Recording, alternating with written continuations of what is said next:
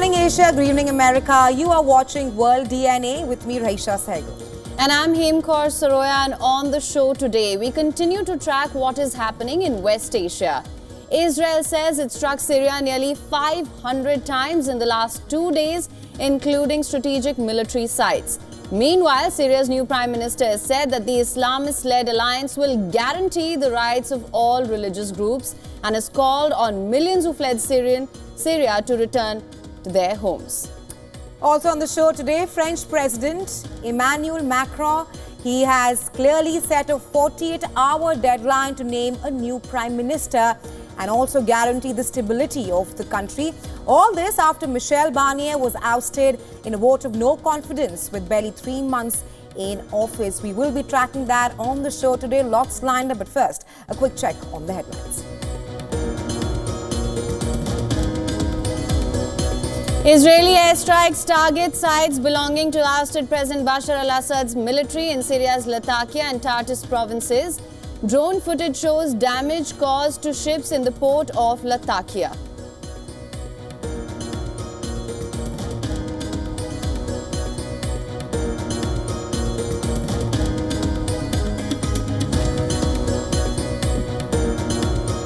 UNGA overwhelmingly adopts a resolution calling for an immediate and unconditional ceasefire in Gaza. Resolution adopted by a vote of 158 to 9 with 13 abstentions.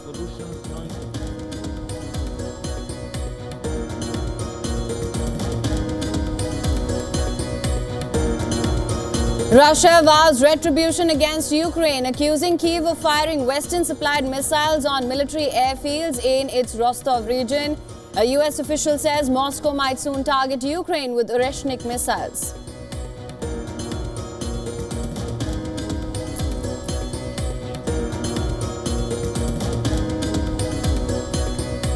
Islamic State claims responsibility for the suicide bombing in Kabul, killing Afghanistan's Minister for Refugees Khalil-ur-Rahman Haqqani and his aides.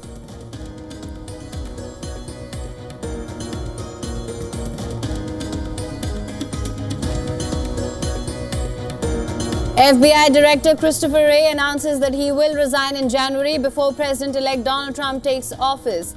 This after Trump signaled his intent to replace him with firebrand Kash Patel.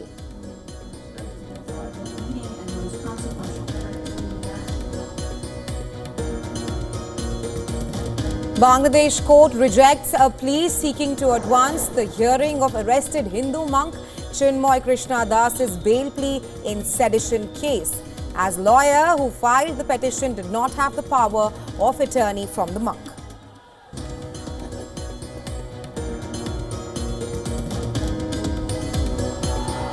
Football fans in Riyadh were elated after Saudi Arabia was confirmed as the host of the 2034 FIFA World Cup. The Gulf Kingdom will become the second nation from the Middle East to host the quadrennial tournament after Qatar.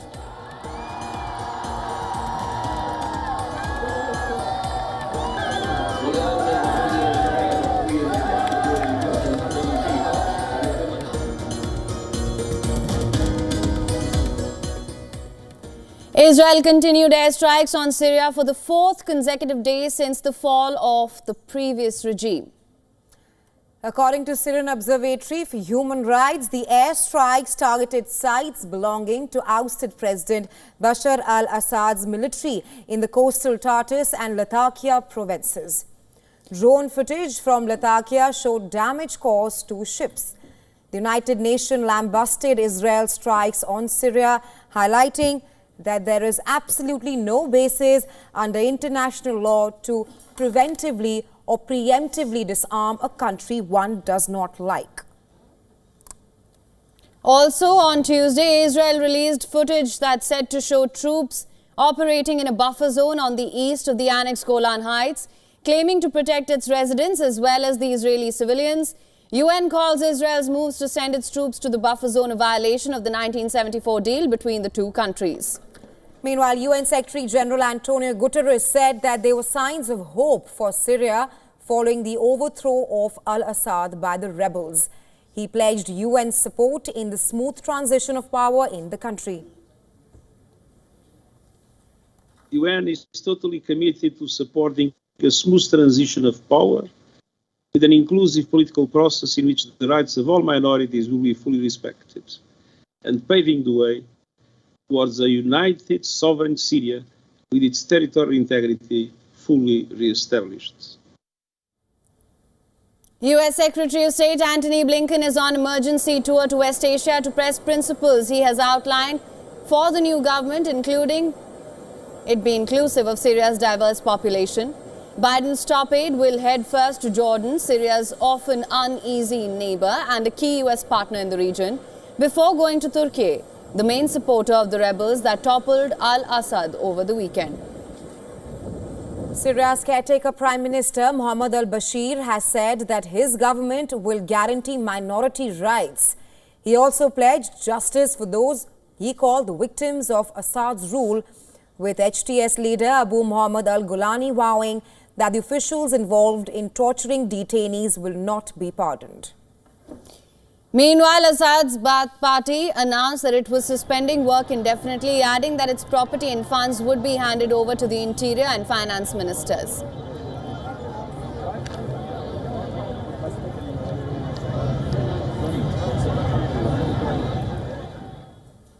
Beyond the geopolitics and tactical recalibrations around the fall of the Assad regime, there's the huge human implication of it. Right on top, the return of hundreds of thousands of people who fled Syria down the decades, and whether the new administration lives up to their aspirations, and onto the even bigger task of repair of shattered Syrian canvas. The pictures on your screens right now tells you that Damascus is buzzing again.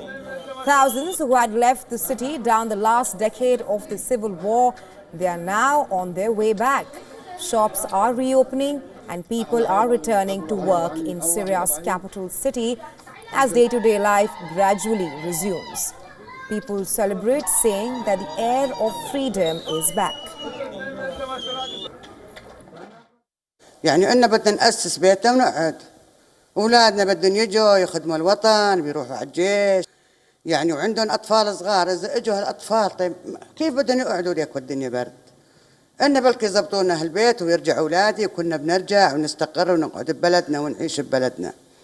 إحنا نطلب من الله إنه أمان وبلدنا ترجع مثل أول وأحسن. The nearest border crossing into Syria from Lebanon is at Masna, 50 kilometers away from Damascus. And for the third consecutive day on Wednesday, roads on both sides of the border have been chock-a-block. Lebanese security forces, supported by patrols from the Lebanese army, have stepped up presence at the checkpoints. Hundreds pour into Syria from Lebanon on cars, on trolleys or on foot. Just extremely happy, ecstatic at being home. لا صار لي 13 سنة تقريبا وشي 7 شهور أخذت على سوريا.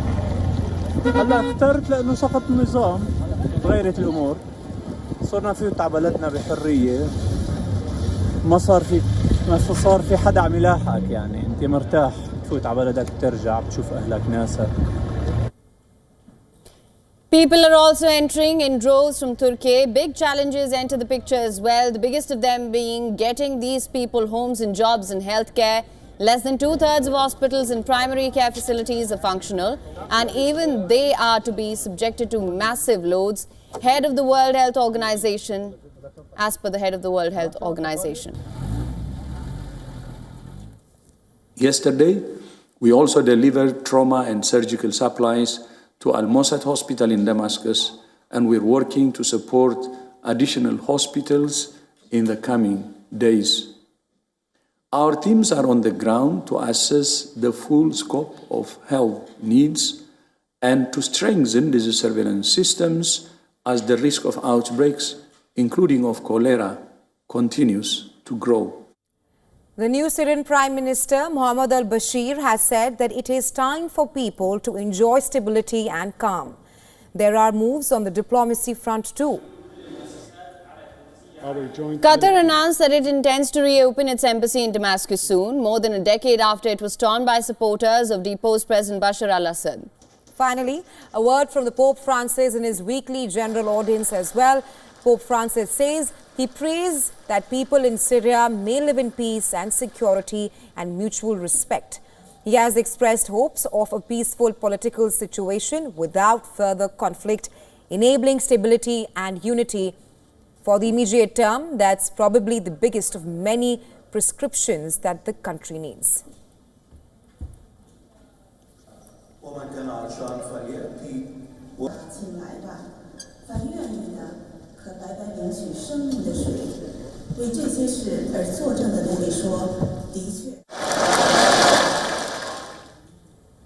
And amidst the ongoing war in Gaza, the UN General Assembly has called for an immediate ceasefire between Israel and Hamas and the immediate release of all hostages.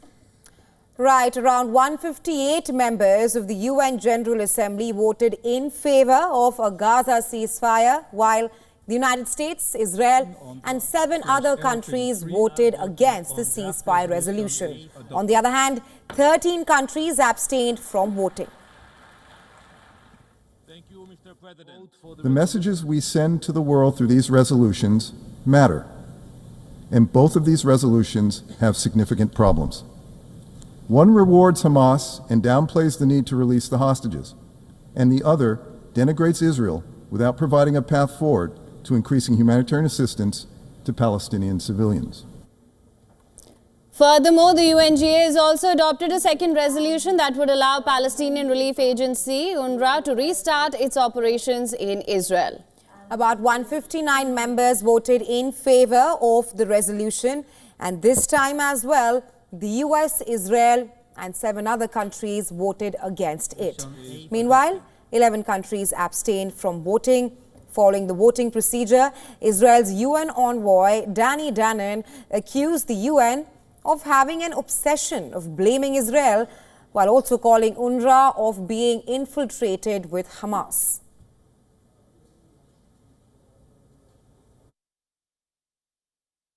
By voting for these resolutions, you are not voting to protect humanitarian values, but to protect an organization that has become a haven for terror. You vote for the resolutions knowing the truth, knowing that UNRWA is not a neutral actor, but an entity hopelessly infiltrated by Hamas. On the contrary, Palestinian Ambassador Riyad Mansour called Gaza today as the bleeding heart of Palestine. Gaza today is the bleeding heart of Palestine, an open, painful wound for the human family. Stop the bleeding and restore life in Gaza, so it can be once again the beating heart of Palestine.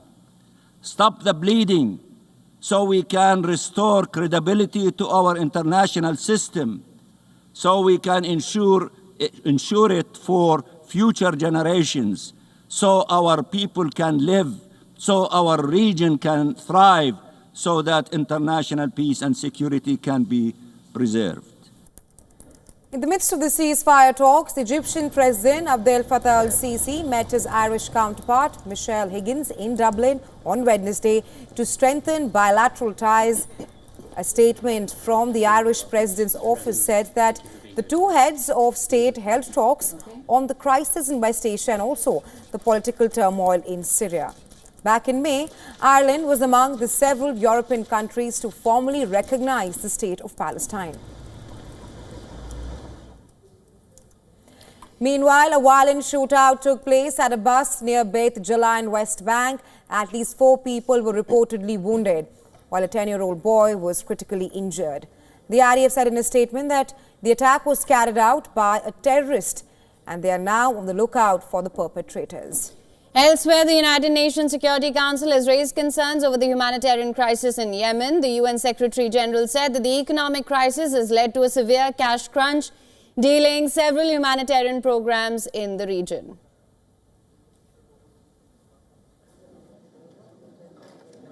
Yemen has remained under the shadow of internal conflict while facing new liquidity crisis has prevented people from accessing banking deposits, further straining fragile business operations and delaying major humanitarian programs. A cholera outbreak has spread across the country, affecting more than 200,000 people. Meanwhile, Yemen's UN envoy Hans Grindenberg said that multiple attacks on ships in the Red Sea have quelled any mediation efforts moving forward. We continue to witness insecurity in the Red Sea through the actions of Ansar Allah as well as attacks on Israel. The airstrikes of the United States and the United Kingdom in response have continued. These developments, which have persisted over the course of the year, have shrunk the space for my mediation efforts. Our next story is about Iran's new morality laws that come into effect this week. The laws promote what's called culture of chastity and hijab, and violators face fierce punishments under Iran's Islamic Penal Code. Massive demonstrations have erupted against the new laws passed by the officials earlier this month. Iranian journalists, activists, human rights lawyers, and even clerics have expressed outrage, saying that they will legitimize increasing restrictions on women in the country. The new laws impose several severe penalties besides flogging, prison sentences and even death. Promoting nudity, indecency, unveiling or improper dressing is designated an outright crime. Punishments range from fines of up to nearly $16,000, flogging and prison sentences 5 to 15 years. Those whose conduct is considered by authorities to amount to corruption on earth could be sentenced to death. Anyone intervening or attempting to stop the arrest or harassment of women and girls defying compulsory veiling could themselves be imprisoned or fined. Human rights group Amnesty International says the law also appeared to provide immunity to anyone who wanted to carry out their so-called religious duty and enforce compulsory veiling on women. Iran was the epicenter of protests over the death of Mahsa Amini in custody in September 2022. The women-led protests challenged the rule of the obligatory headscarf that was a key pillar of the Iranian regime and the existence of the clerical-based system. 2 years on, it's clear that Iranian authorities look to entrench the system by giving it the face of official morality laws. Protests in Iran and elsewhere against these laws suggest that there may be something bigger coming.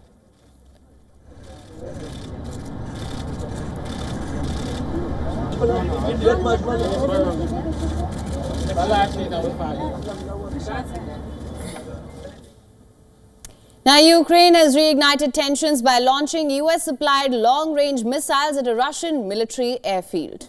Right, and this move comes as the conflict edges dangerously closer to further escalation. Russia has vowed a strong response after its military airfield in southern Russia was hit by US-supplied long-range missiles. The Russian Defense Ministry says that 6 Army tactical missile systems or ATACMS weapons targeted a military airfield in Tangrog, a strategic port city in Rostov near the Azov Sea. Well, Moscow says that 2 missiles were intercepted by the Panzer air defense system, while the rest were diverted using electronic warfare. While no casualties were reported, shrapnel caused minor damage to military vehicles and infrastructure there. Russia has condemned the strike as a grave provocation, promising swift countermeasures. Now, the ATACMS manufactured by US defense giant Lockheed Martin have a range of 300 kilometers and it cost $1.5 million per piece. They are fired from M142 high mobility artillery rocket system, also known as HIMARS. Ukraine has previously used them against Russian-occupied territories, but the recent use on Russian soil marks a major escalation in the ongoing war. Last month, Biden administration gave the green light to Ukrainian forces to use the ATACMS long-range missiles inside Russian territory. In response, Russia had ramped up its offensive, firing experimental hypersonic missile Oreshnik, which means hazel tree in Russian. Moscow claims the new missile is unstoppable by Western air defenses and has no equivalent anywhere in the world. Russian President Vladimir Putin had vowed retaliation for what he called an act of Western aggression. Putin said that he would target decision-making centers in Kiev. Now, US authorities say that Russia may soon target Ukraine with another of its new hypersonic Oreshnik missiles. The conflict shows no signs of abating, with each strike fueling an already volatile war.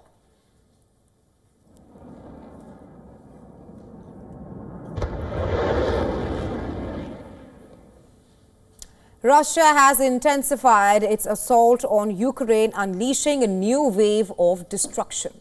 Zaporizhzhia is the latest target of Russian attack, leaving 7 dead. Ukraine has fought back with drone attacks on Russian territory and is pushing to develop its own long-range missile capabilities. Here's a report.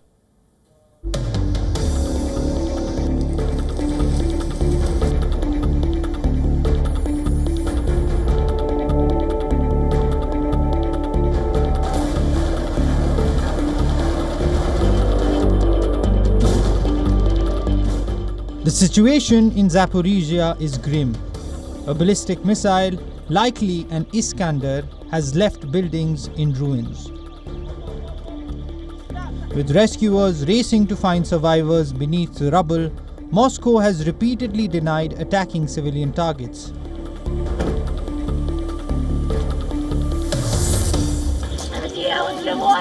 My friend is here somewhere and I'm very worried about her. I don't know who to contact or where to look for information about her, and it's a bit of worry for me. Kyiv pleads for urgent international aid to withstand Russia's escalating onslaught.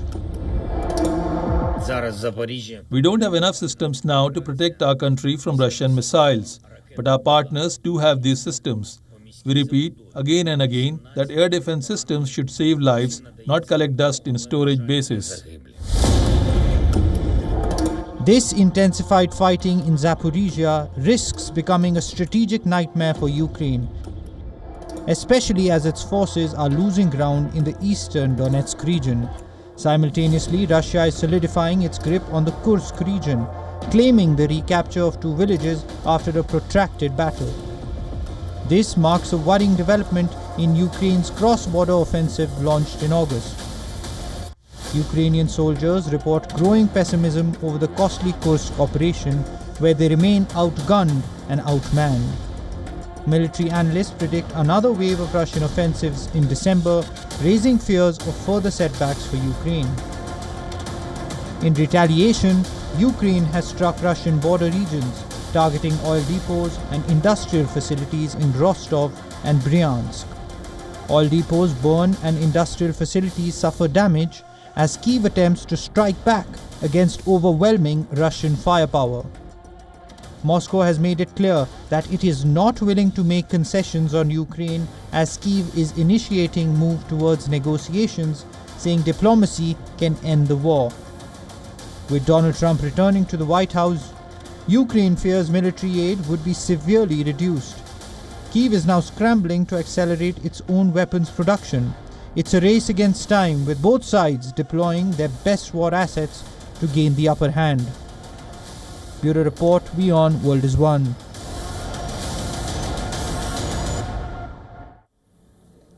Now, Taliban's Minister for Refugees Khalil Haqqani has been assassinated following a suicide attack in Kabul. According to sources, the attacker went into the ministry disguised as a refugee looking for his papers.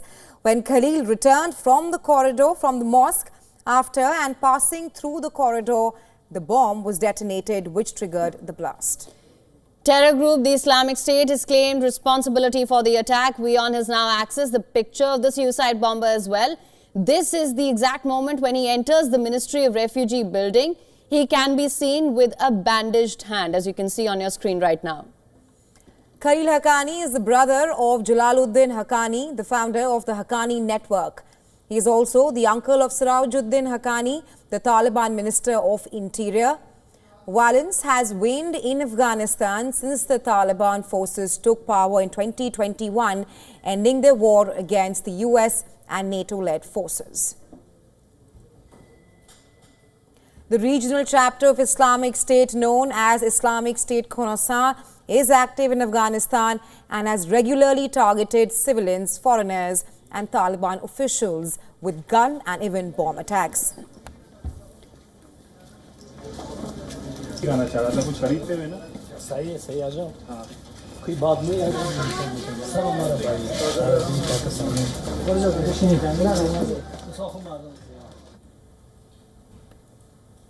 And with that, it's time now to slip into a short break. But before we go, here's a wrap of all the climate stories making headlines across the globe.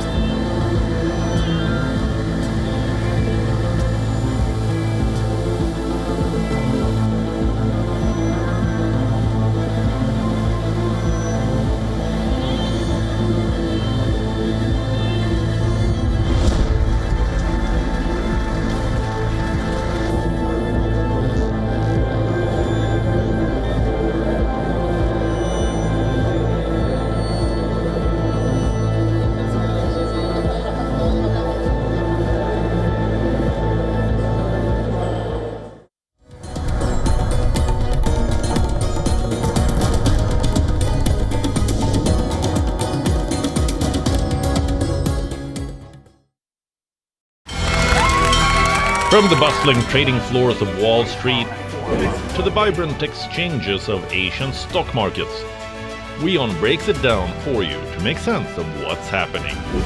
As we reveal the key factors behind events, strategic battles, and the game-changing business decisions that shape the world.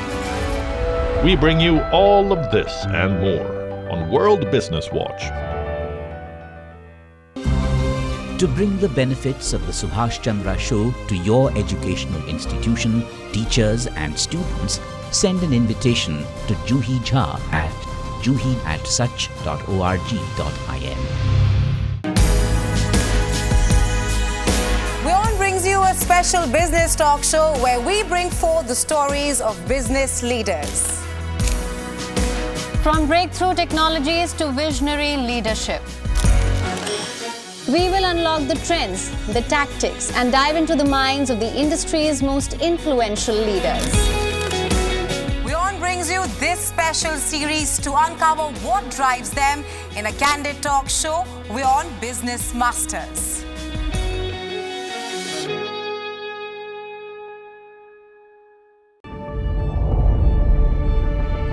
The Earth is sending distress signals. Wildfires, droughts, and melting glaciers. Can we reverse the damage? Explore the harrowing effects of climate change. It's a wake-up call. Global emergency. Climate Tracker on WION World is One.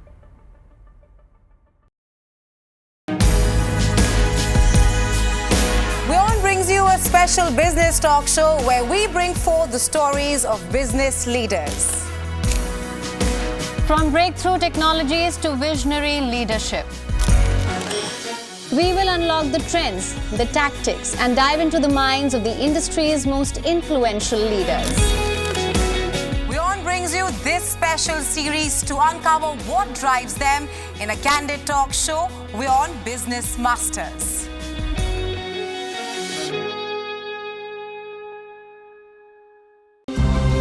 To bring the benefits of the Subhash Chandra Show to your educational institution, teachers and students, send an invitation to Juhi Jha at juhi@such.org.in.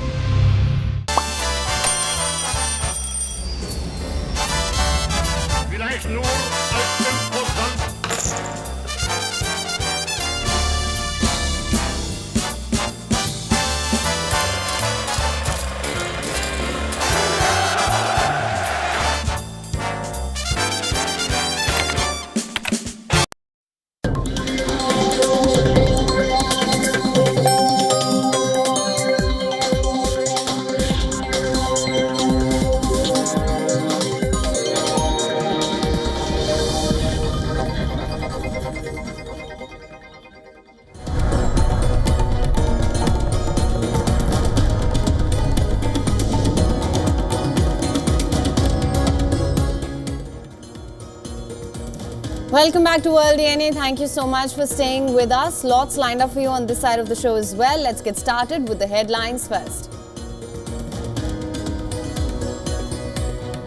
Taiwan says it detected 16 Chinese warships in waters around the island as Beijing intensifies military pressure on Taipei.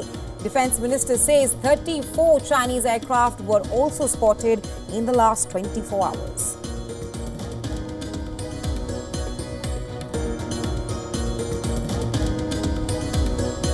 South Korean President Yoon calls his political opponents anti-state forces, blaming them for pushing the country into crisis, vows to fight until the last minute as he defends failed martial law bid in a televised address.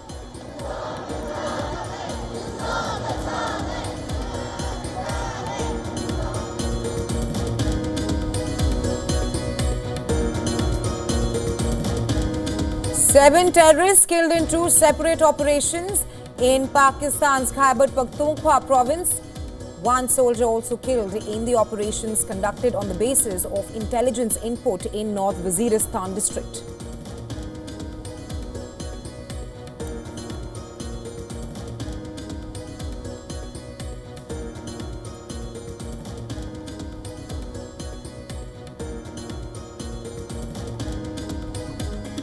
Israeli airstrikes target sites belonging to ousted President Bashar al-Assad's military in Syria's Latakia and Tartus provinces. Drone footage shows damage caused to ships in the port of Latakia.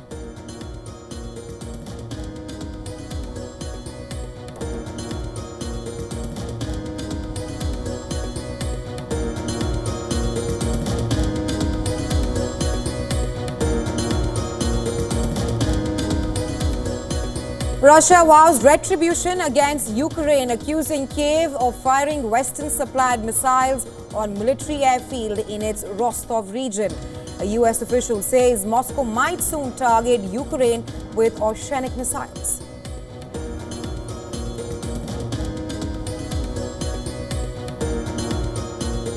Islamic State claims responsibility for the suicide bombing in Kabul, killing Afghanistan's Minister for Refugees Khalilur-Rahman Haqqani and his aides.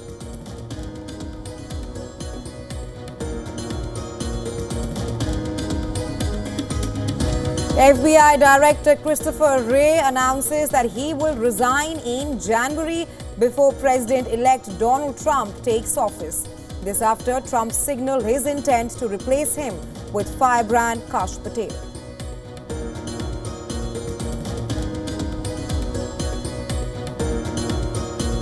Bangladesh court rejects a plea seeking to advance the hearing of arrested Hindu monk Chinmay Krishnadas's bail plea in sedition case, as the lawyer who filed the petition did not have the power of attorney from the monk.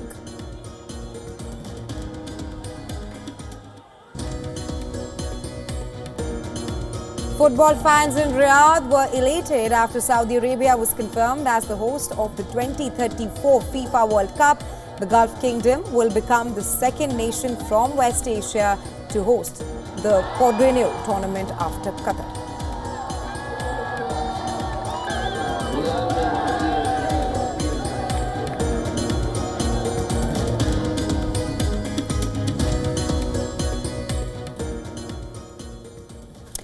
It's a race against time for France's President Emmanuel Macron.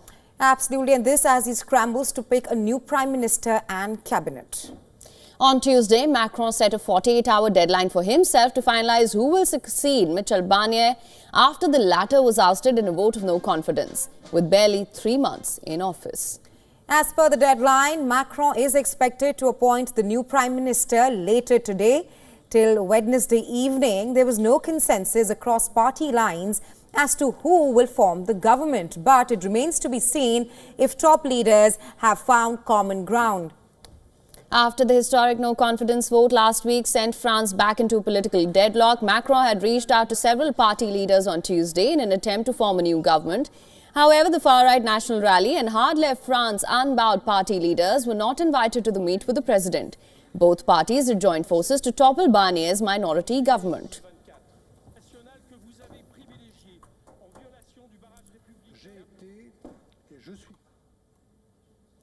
Now, the United States has rubbished the statement of a Republican legislator claiming the drones spotted at New Jersey of having links to a foreign entity.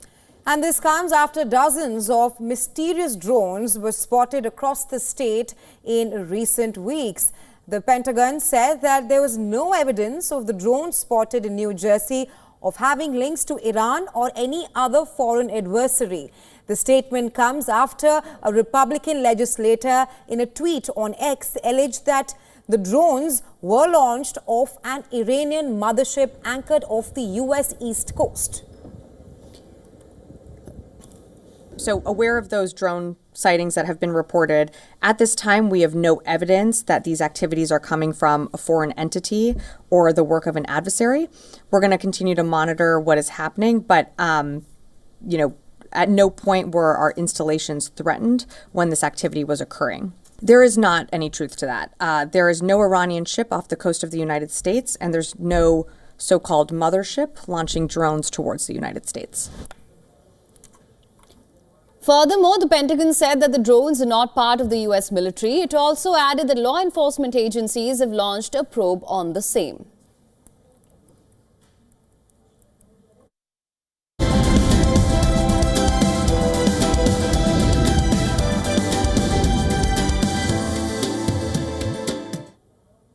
On the world of business now, Elon Musk is now officially richer than the emperors of history.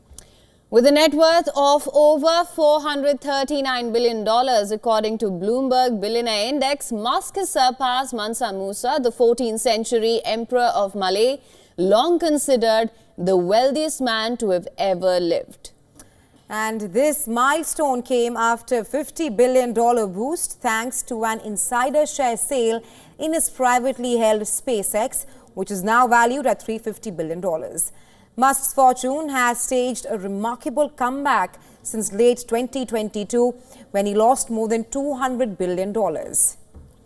Today, he stands far ahead of the modern rivals like Jeff Bezos, Mark Zuckerberg and Larry Ellison, leaving them trailing by nearly $200 billion each. However, according to Forbes, Musk's wealth is estimated at $368 billion. Elon Musk's net worth has risen by 65% since Trump's election win last month. Musk, now slated to co-head the Department of Government Efficiency, has direct influence in Washington. His AI startup XAI has also seen its valuation double to $50 billion since Trump's victory. These factors have combined to propel Musk's fortune to new and greater heights. SpaceX has played a crucial role in Elon Musk's net worth surge. SpaceX relies heavily on U.S. government contracts, which are expected to grow under the incoming Trump administration. Trump has praised Musk's Mars ambitions and attended a SpaceX launch in Texas after the election. Jared Isaacman, Trump's NASA head pick, is a known supporter of SpaceX. Despite a setback from a Delaware judge rejecting Musk's Tesla pay package, his position as the world's richest person remains unchallenged. Action here. Daylight news.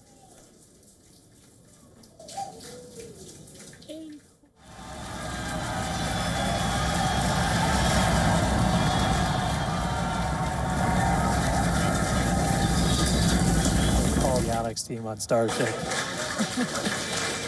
And there's that nose down orientation. And a Bloomberg exclusive shows that women will receive $34 trillion by 2030, and that's all thanks to a massive wealth transfer. Take a look at this next report to see the transformation in investing trends as a result of women's wealth surge. Global investing and charity are about to undergo a radical shift. This is a result of a dramatic increase in women's wealth from inheritance and professional success. According to McKinsey, women will have nearly double the amount of investable assets held by males in the U.S. by 2030. With a total of $34 trillion, or about 38% wealth in women's hands. 10 years ago, the amount was just $7.3 trillion, and that's about 29% lower than what men had. The most important factor propelling these improvements is a straightforward demographic trend. On average, women in the baby boomer generation outlast men by 5 years. Wealthy husbands are increasingly transferring power to their wives. Increases in the number of women choosing well-paying professions are also contributing to the change. Cassie Jorgensen, head of the Institute for Adaptive Leadership at the Dynasty Financial Partners, said women are increasingly becoming the financial heads of households due to inheritance, divorce, or career success, and they're taking on leadership roles in financial decision-making. It's a huge step forward for American women who 50 years ago could not even open a bank account on their own. Now there are over 100 high net worth women. About 62 women control 11% of the nearly $10 trillion monitored by the Bloomberg Billionaires Index. Globally, women's share among the ultra-high net worth increased from 6.5% in 2010 to 11% last year. And this is according to the Julius Baer, which defines high net worth individuals as those with $30 million or more in wealth. Now, obviously, there are still significant gender disparities. At large public corporations, women only make up 12% of the C-suite and earn 84% of what men do. Out of the 500 firms in the S&P index, just 41 have female CEOs. Even while women's power over money has steadily increased over the previous decade, it was still below 35% last year. However, the male-dominated wealth management sector is quickly changing its ways to attract and retain female clients. Philanthropic organizations expect to receive additional surge in donations and gifts. The reason is that women across all age groups are known to be more generous than men. Business Bureau Report, WION The World. Concerns over a worldwide shortage of coffee have contributed to its rise in price this year. The commodity reached a new all-time high in New York on Tuesday. Take a look at this next report for what this means to your daily dose of coffee.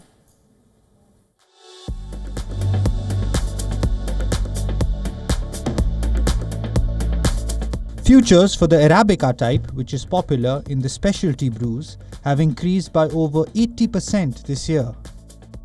This is due to crop failures and may put even more pressure on customers' wallets.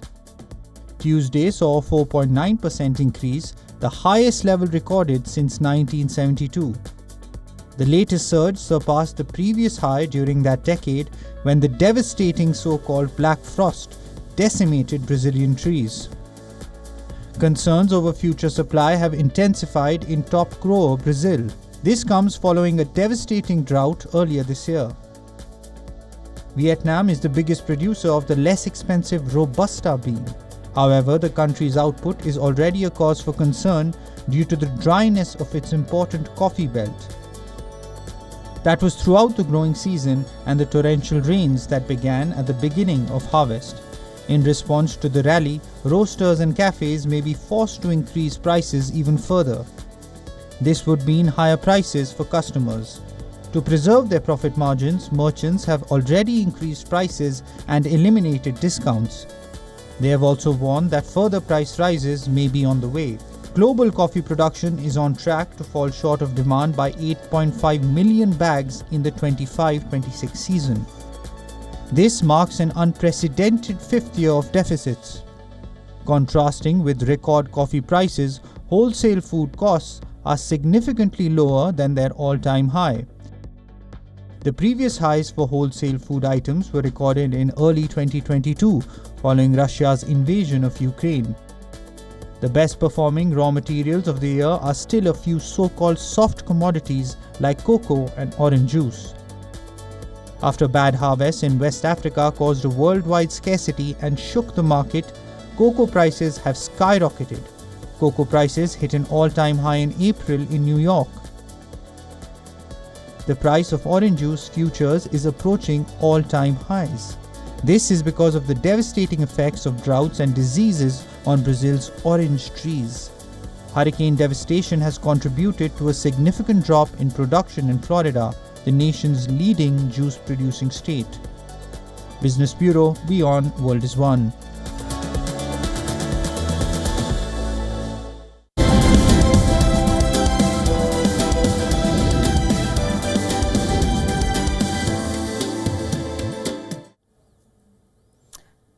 All right, let's now take a look at all the developments from the world of technology. Brazil's Senate has approved a landmark bill regulating the development and use of artificial intelligence. The bill, which sets rules for AI companies and outlines oversight mechanisms, has now been moved to the Chamber of Deputies for further consideration. Proposed by Senator Rodrigo, the new bill aims to create a legal framework for AI with contributions from experts in data privacy and technology. The bill includes a risk-based regulation model and emphasizes the importance of protecting human rights in the AI era. The supporters of the bill believe it will help small and medium-sized enterprises and will protect the rights of content creators and even workers. TikTok has challenged the Canadian government order that asks for a shutdown of the short video apps business in the country following a security review. Ottawa last year began reviewing TikTok's plan to invest and expand its business in Canada. It is believed the decision was made as per a Canadian law that allows for the review of foreign investments that may be injurious to Canada's national security. Meanwhile, the Canadian government will not be blocking user access to the short video app anytime soon. Ahead of the holiday season, Meta has launched a global anti-scam awareness campaign to protect its users. The campaign introduces new tools across its platforms, including WhatsApp, Instagram, and Marketplace. Going forward, WhatsApp users will receive context cards when an unknown number messages them or adds them to a group. Instagram users will get alerts about suspicious accounts trying to follow them. Meanwhile, Facebook Marketplace will warn users of potential scam patterns.